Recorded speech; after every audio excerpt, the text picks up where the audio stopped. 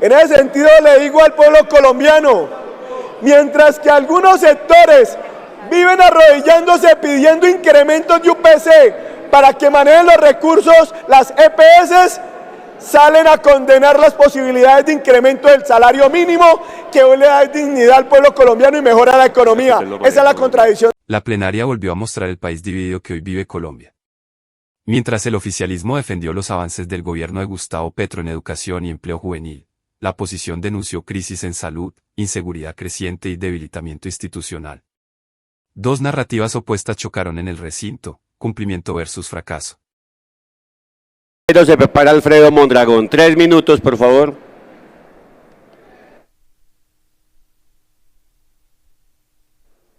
Gracias, presidente.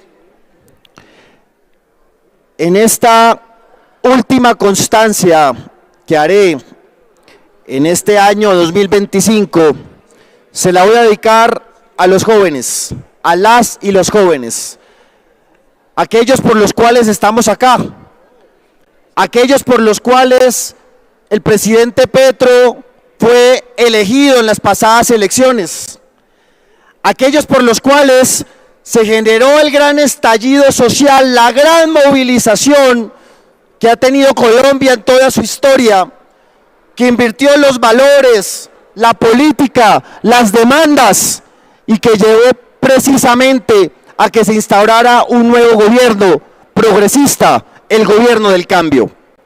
Queridos jóvenes, hoy, a 3 años y medio de este gobierno, podemos decirles a ustedes, mirándolos a los ojos, con orgullo, que les hemos cumplido, que pese a las mentiras que les dicen todos los días, sabemos muy bien que ustedes no se dejan engañar y que reconocen la apuesta de este gobierno, que hoy se ven cifras que no es carreta. Salió el fin de semana los últimos indicadores de lo que conocemos como los ninis, jóvenes que ni estudian ni trabajan, y podemos decir, señor presidente, que hemos logrado llevar los números de ninis a 2.3 millones, que en este gobierno hemos sacado a 300.000 jóvenes que antes ni estudiaban ni trabajaban y que gracias a este gobierno ya tienen la oportunidad. El número de ninis más bajo que ha tenido Colombia alrededor de los últimos 10 años. Ni Duque ni Santos lo pudieron hacer, y hoy lo estamos demostrando. Hoy hay más jóvenes que estudian, hoy hay más jóvenes que trabajan, porque hemos reducido la tasa de desempleo juvenil. Esa tasa de desempleo que siempre termina castigando a los jóvenes, especialmente a las mujeres y a los jóvenes de las provincias. Hoy con orgullo podemos decir que hemos reducido la tasa de desempleo. Y sin decir, presidente, que hoy, gracias al gobierno del cambio, el 97% de los estudiantes de universidades públicas estudian gratis, no tienen que pagar nada en su semestre. De un proyecto de ley, una ley del cual orgullosamente digo, fui autor, que empezamos a discutir en el gobierno Duque y que fue en este gobierno donde se materializa, se vuelve política pública y se inyecta presupuesto para que el 97% de los estudiantes no paguen y tengan la educación como lo que debe ser. Termina, Lebre. Y se logre la educación como lo que debe ser, un derecho fundamental que anteriores gobiernos no cumplían. Y sin hablar del logro que hicimos ayer, que aprobamos nada más ni nada menos la ley que garantiza la sostenibilidad financiera de las instituciones públicas a nivel superior. La lucha de los estudiantes por décadas. Yo me acuerdo, presidente. 20 segundos, representante. Yo me acuerdo, presidente, siendo yo estudiante de pregrado de filosofía hace 20 años en la Universidad Nacional, en mi maestría y ahora como doctorado en la Universidad Pública, porque amo mi Universidad Nacional. Las luchas por generaciones hoy ha sido cumplido en esa combinación entre poder político progresista y organización social. Gracias, presidente. Gracias, Repre. Tiene la palabra Alfredo Mondragón. Se prepara Hernando González. 3 minutos. Gracias, presidente. Presidente, me dice que sigue insistiendo la codicia de las EPS y particularmente de ASEMI, agremiación de las EPS del contributivo, que además fue sancionada por haberse cartelizado con otras EPS para disparar los precios de medicamentos y de servicios de salud. Es decir, cada vez se confirma más que son un barril sin fondo. Yo le quiero preguntar a estas EPS que hoy reclaman, y a ASEMI, que reclaman incrementos exagerados de la UPC y dicen que tienen los datos para demostrarlo. ¿Cuáles serán los datos? Están incluyendo cientos de miles de fallecidos, cobrándole servicios para después disparar los costos de salud y para después decir que hay necesidad de más y más recursos como buen barril sin fondo que han sido durante décadas.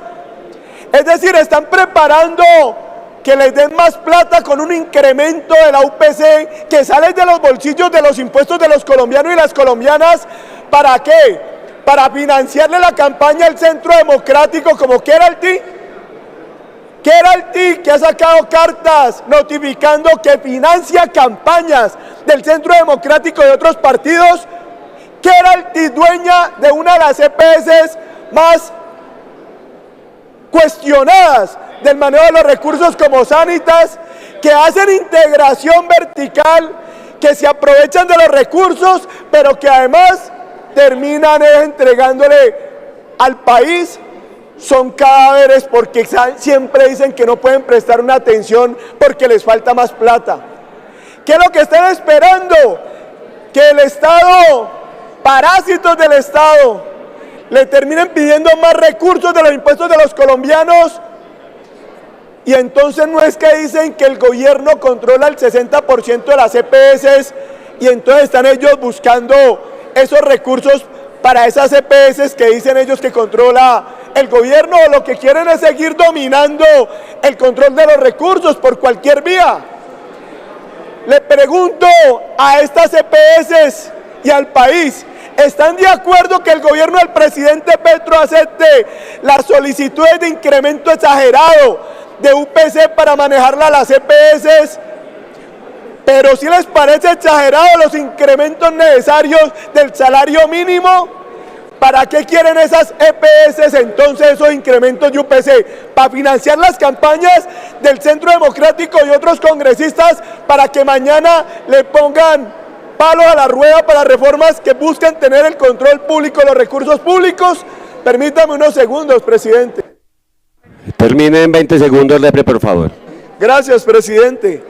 En ese sentido, si me permiten en la cámara, gracias.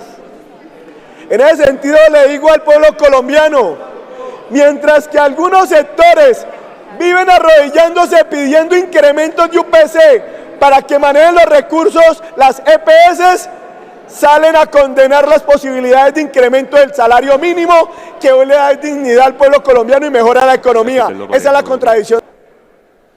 Gracias, representante. Tiene la palabra para una réplica. Me la pidió primero la réplica el representante Garcés. Ok. Representante Garcés tiene la palabra para una réplica por espacio de 1 minuto. Adelante, por favor.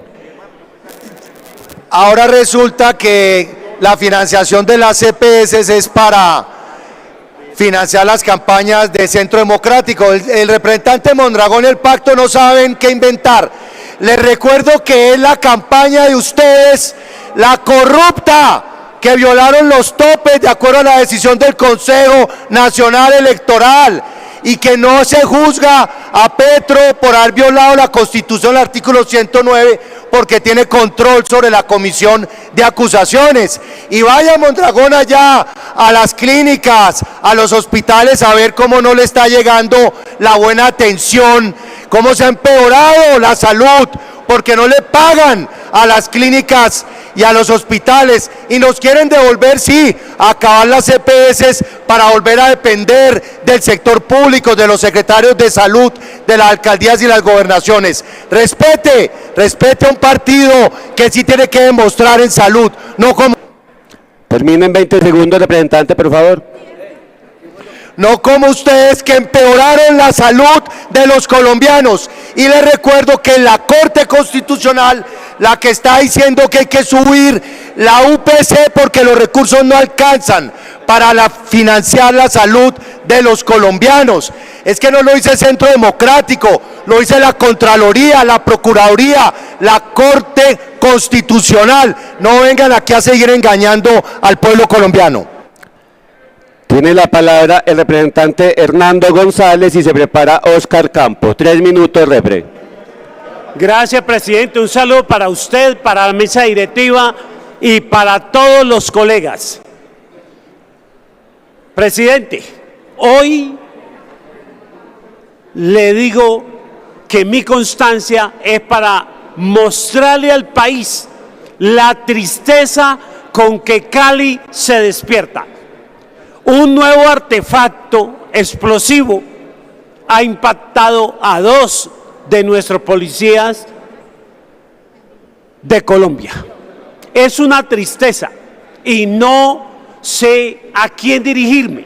Le digo, presidente, póngale cuidado. Señor ministro, con quien me acabo de reunir, póngale cuidado a esto. Pero más que a ellos, más que a las autoridades locales, hay que llamar la atención de los grupos al margen de la ley. Cualquier colombiano, sea rico, sea pobre, sea militar, sea policial, son colombianos y merecen que se respete su vida y que se respete su integridad. Pero tengo que decirle que por qué la han cogido con Cali. En Cali hay gente buena, gente trabajadora, gente echada para adelante, igual que en todo el departamento del Valle. No es justo que la emprendan con una ciudad que quiere salir adelante, con un departamento que está echado para adelante. Yo sí quiero decirle a todos los señores integrantes de los grupos al margen de la ley, no nos tenemos que matar entre colombianos. Tenemos que hacer exigencias, pero no atentar contra ningún colombiano. Eso nos debilita, eso nos acaba, eso acaba los recursos que servirían para atender la educación, la salud y otros rubros.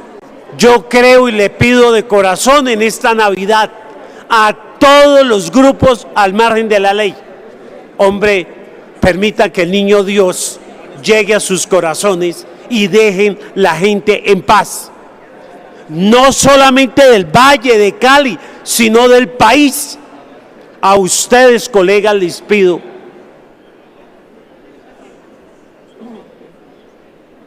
que oremos por la paz de Colombia. Oremos para que a Cali no la sigan atacando.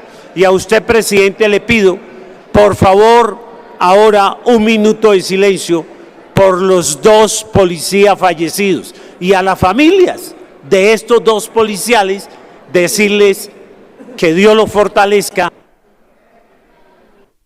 Termine, repre, por favor. Que a la familia de estos 2 policiales, que Dios los fortalezca, que estamos con ellos en estos momentos de dolor. Gracias, señor presidente. Gracias, repre. Solidaridad con lo sucedido en su bello departamento, y ahorita cuando empecemos el orden del día haremos el minuto de silencio por los 2 policías asesinados. Compañeros, ya llevamos más de 1 hora desde que se abrió el registro, casi 1 hora, de modo que tengo que hacer un apremio, tengo que apremiar a los representantes a que hagan presencia en el recinto de sesiones para dar comienzo al orden del día. Continuamos en el uso de la palabra hasta que se configure el quórum con el representante Oscar Campo y continúa Cristian Avendaño. Vamos con 3 minutos. Gracias, presidente Carvalho. Ya completamos el 3er día del paro armado del ELN y nuestro departamento del Cauca bastante sensible a todas estas situaciones de violencia. Amanece hoy con hostigamientos a la policía en Suárez, Cauca, con cilindros colocados sobre las vías principales, con retenes propagandísticos allá en las Barbas de Popayán, en Río Blanco. Y a esto le pudiéramos sumar, cuando no es el ELN, son los frentes de Mordisco, con la toma a Mondomo, o con el robo a unos vehículos en Párraga, o el robo de una tractomula en el Estanquillo, en el Patía. Pero si a eso le sumamos más la delincuencia común, robándose la carga de café, el esfuerzo de miles de cafeteros sobre las vías, y si a eso le sumamos más asesinando sobre las vías principales por robarse una moto, y nos preguntamos qué ha hecho el Cauca sino apostarle a la paz. Procesos de paz que se deben analizar en 3 dimensiones. Los diálogos, unos diálogos que lamentablemente no dieron el fruto esperado, unos diálogos que se comieron prácticamente el gobierno sin mayor avance en las mesas. Otra dimensión es la implementación al acuerdo de paz. Qué fracaso la sustitución de cultivos de uso ilícito.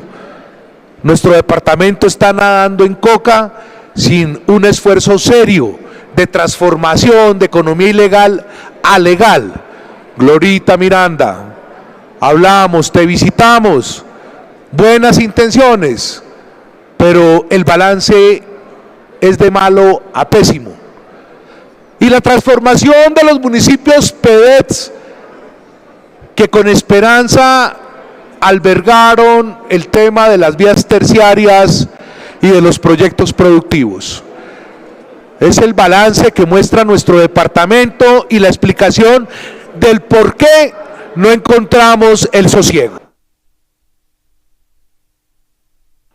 Termina, Repre, por favor, en 20 segundos. Del por qué no encontramos el sosiego.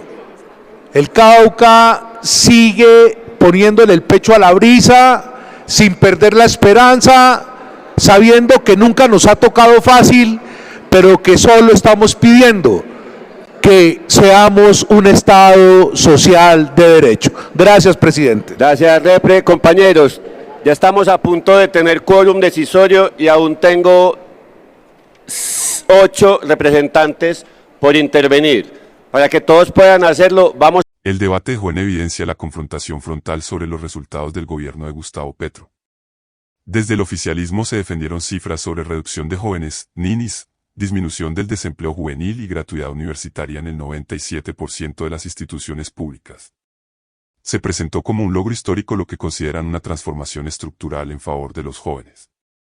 Sin embargo, en paralelo, la oposición expuso una realidad distinta: crisis en el sistema de salud, enfrentamientos por el incremento de la UPC, señalamientos de colapso financiero en hospitales y advertencias sobre el deterioro de la seguridad en regiones como el Cesar, el Cauca y el Valle del Cauca. La violencia, los atentados contra la fuerza pública y el avance del ELN fueron descritos como síntomas de un Estado debilitado. El choque más fuerte se dio alrededor del sistema de salud. Mientras sectores del pacto histórico acusan a la CPC de corrupción y cartelización, desde la oposición se respondió que el desorden actual es consecuencia directa de las decisiones del gobierno y de la intervención estatal. Incluso la Corte Constitucional fue mencionada como actor que exige ajustes financieros urgentes. El resultado es una batalla política en la que los pacientes quedan en el centro de la incertidumbre. En seguridad, el panorama descrito por varios representantes fue alarmante: paro armado del ELN, hostigamientos, explosivos, asesinatos y territorios bajo presión criminal. Las solicitudes de refuerzos y de garantías electorales muestran que la preocupación no es retórica, sino territorial y concreta. Así, la plenaria no fue simplemente un intercambio de discursos de cierre de año. Fue una radiografía del momento político, un gobierno que defiende avances sociales como prueba de cumplimiento y una oposición que advierte deterioro institucional y crisis de orden público. Colombia enfrenta una disputa profunda sobre cuál es la verdadera realidad del país. Y mientras el oficialismo habla de transformación histórica, amplios sectores siguen preguntándose si los avances sociales compensan la incertidumbre económica, la tensión en salud y la inseguridad que golpea regiones enteras. El debate seguirá abierto. Pero lo que quedó claro en esta sesión es que el país no solo está dividido en el Congreso, está dividido en la percepción de si el gobierno de Gustavo Petro ha cumplido o ha fallado en las prioridades fundamentales de los colombianos.